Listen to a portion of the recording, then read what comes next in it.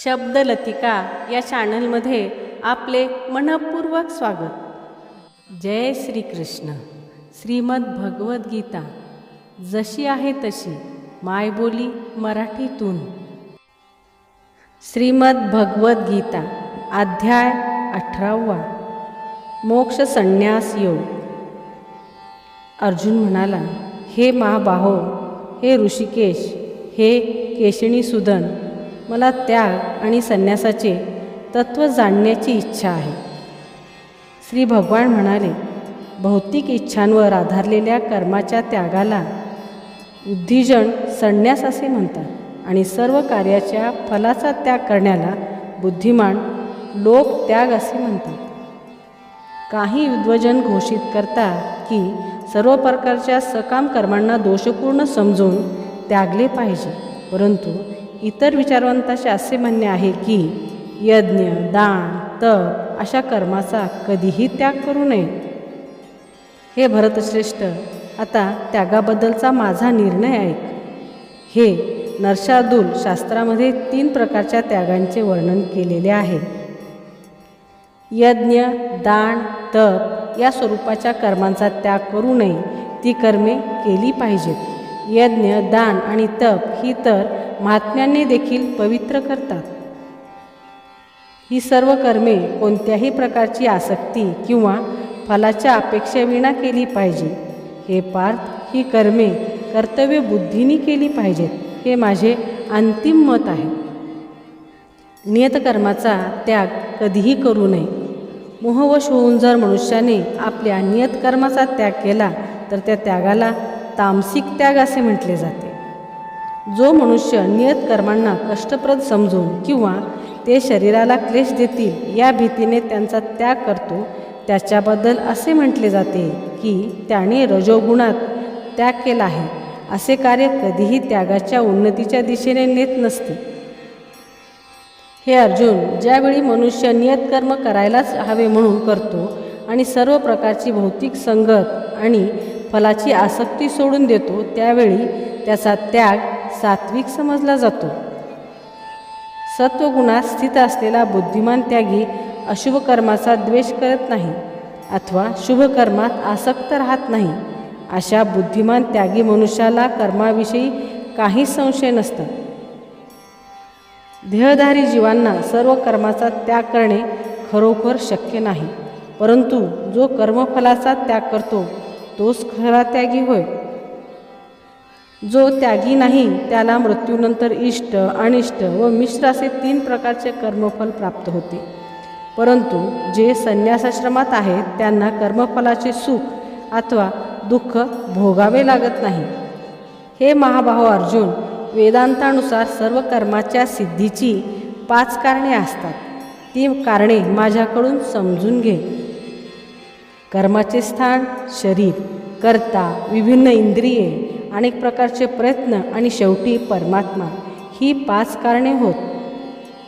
शरीराने, वाणीने किंवा मनाने न्याय्य किंवा त्याच्या विपरीत असे जे काही कर्म मनुष्य करतो तो याच कारणामुळे घडत असतो। म्हणून या 5 कारणांचा विचार न करता ज्याला वाटते की तो एकमेव कर्ता आहे तो खचितच मूर्ख आहे व तो गोष्टींना यथार्थ रूपात पाहू शकत नाही। जो मिथ्या अहंकाराने प्रेरित नाही, ज्याची बुद्धी बंधनात सापडलेली नाही, तो जगातील मनुष्यांना मारून देखील मारेकरी होत नाही, तसेच तो कर्माने बांधलाही जात नाही। ज्ञान, ज्ञेय आणि ज्ञाता ही 3 कर्माला प्रेरणा देणारी कारणे होत। इंद्रिये, कर्म आणि कर्ता ही 3 कर्माचे घटक आहेत।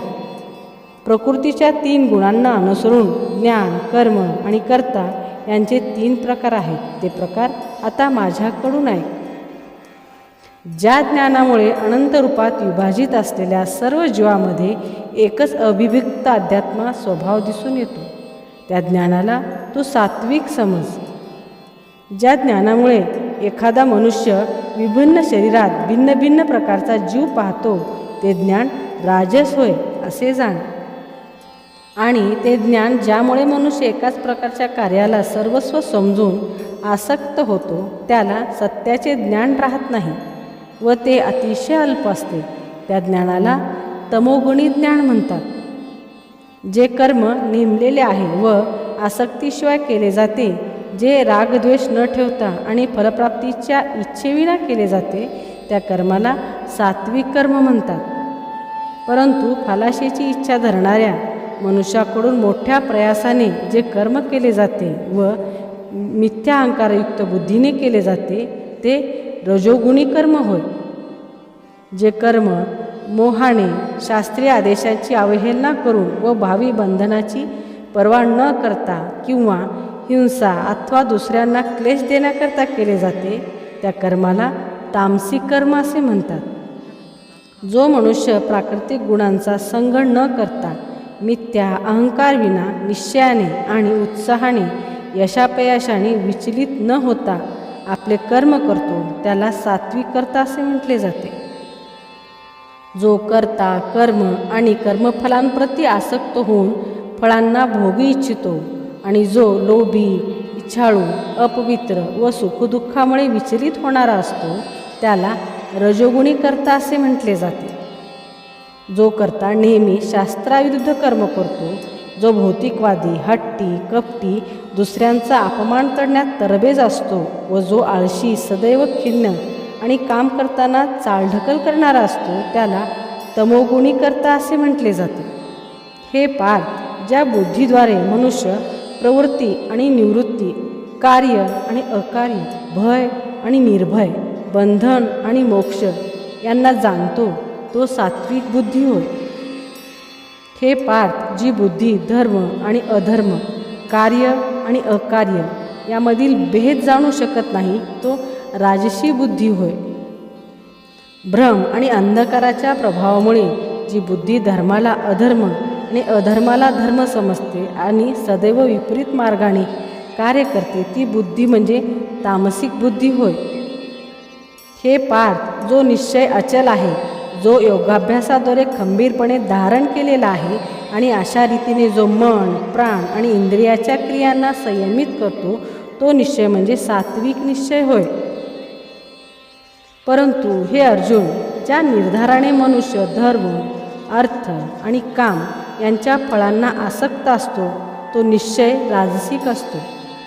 हे पार्थ, जी धृती, स्वप्न, भय, शोक, विषाद आणि मोहाच्या पलीकडे जाऊ शकत नाही, ती दुर्बुद्धीप्रमाणे धृती म्हणजे तामसी धृती होय. हे भरतश्रेष्ठ, बद्ध जीव ज्या 3 प्रकारच्या सुखाचा उपभोग घेतो आणि ज्यामुळे त्याच्या दुःखाचा अंत होतो, हे 3 प्रकारचे सुख आता माझ्याकडून आहे. जे आरंभी विषासमान प्रतीत होते, परंतु शेवटी अमृततुल्य असते आणि जे मनुष्याच्या ठिकाणी स्वरूप साक्षात्काराची जागृती करते, त्या सुखाला सात्विक सुख म्हटले जाते. इंद्रियांचा विषयाशी संयोग झाल्याने प्राप्त होणारे सुख, जे प्रारंभी अमृतासारखे भासते परंतु शेवटी विषाप्रमाणे असते, त्या सुखाला राजसिक सुख असे म्हटले जाते.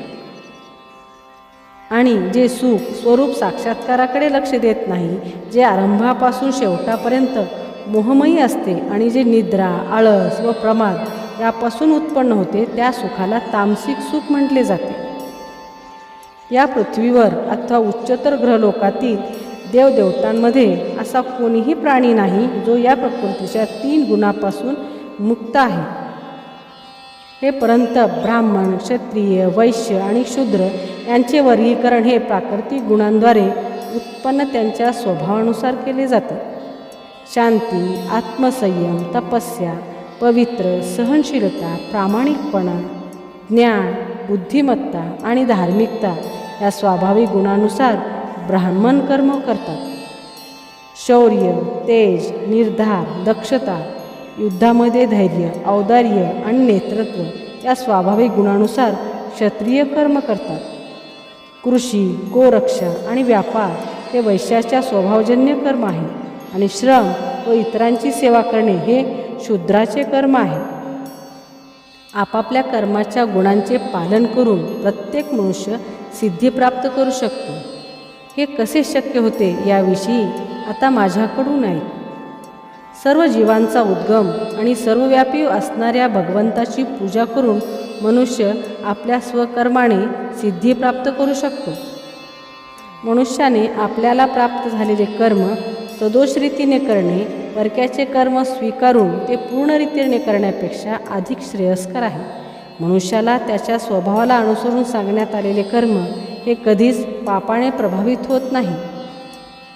ज्याप्रमाणे धुराने अग्नी आवृत्त झालेला असतो त्याप्रमाणे सर्व प्रयत्न कोणत्या ना कोणत्या दोषाने व्यापलेले असतात. म्हणून हे कौंतेया, मनुष्याने आपल्या स्वभावापासून उत्पन्न झालेले कर्म जरी दोषयुक्त असले तरी त्या कर्माचा त्याग करू नये.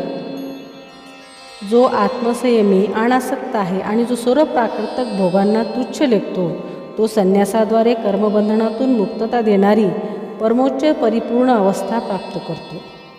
हे कौंतेया, ज्या मनुष्याने या सिद्धीची प्राप्ती केली आहे तो सर्वोच्च ज्ञानाची परमसिद्धावस्था अर्थात ब्रह्मावस्था कशा पद्धतीने प्राप्त करू शकतो ते माझ्याकडून जाण. याचे आता मी तुला संक्षेपाने वर्णन करून सांगतो.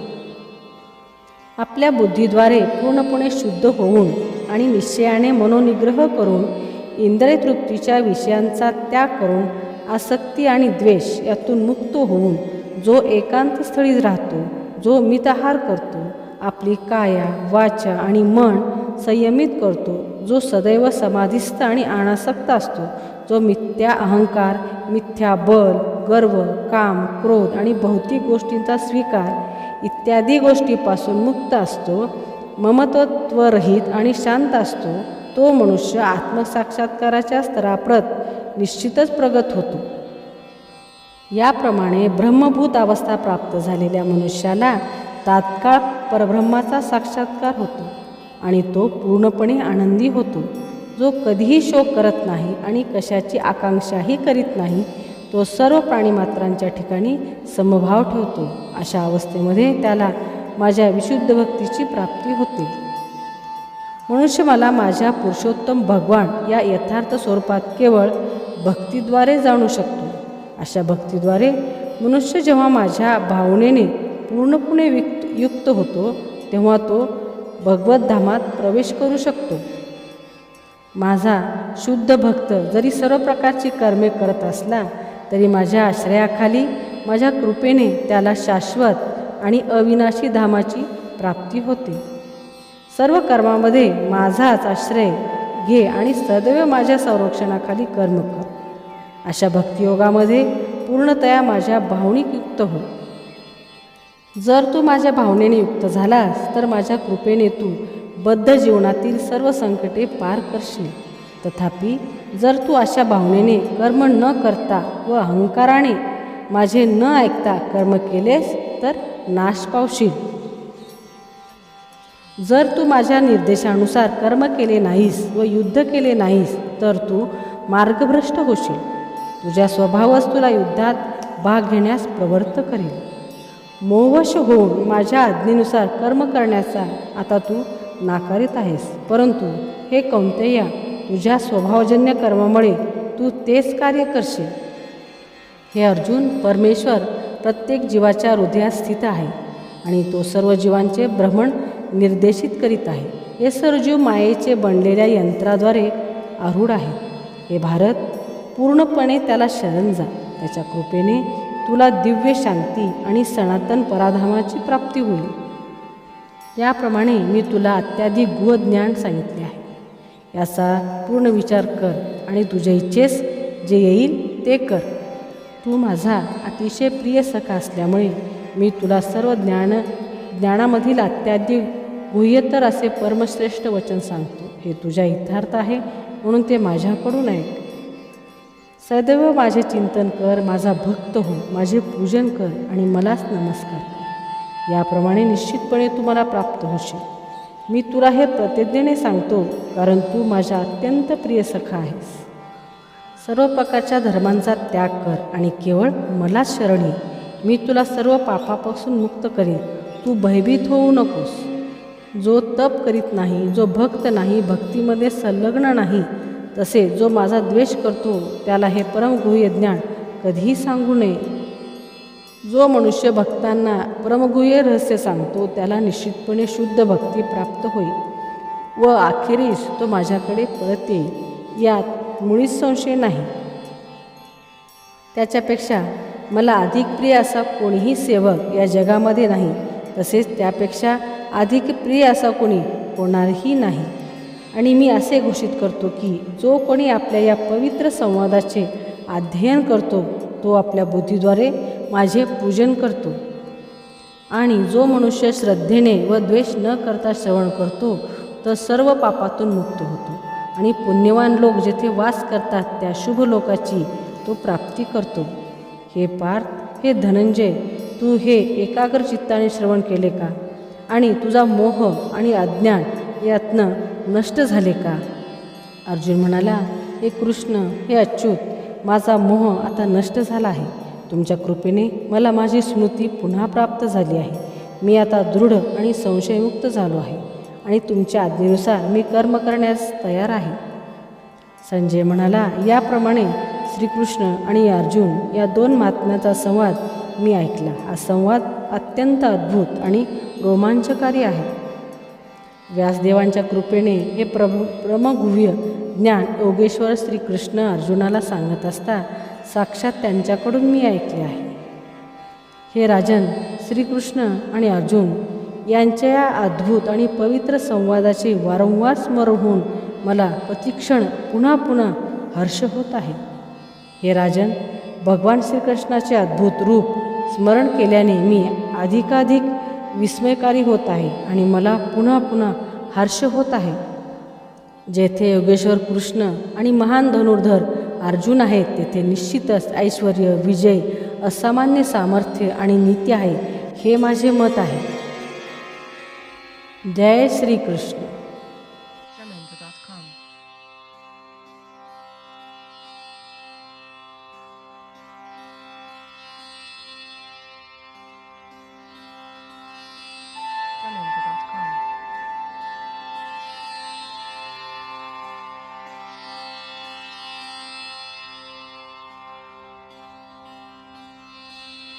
Jamendo.com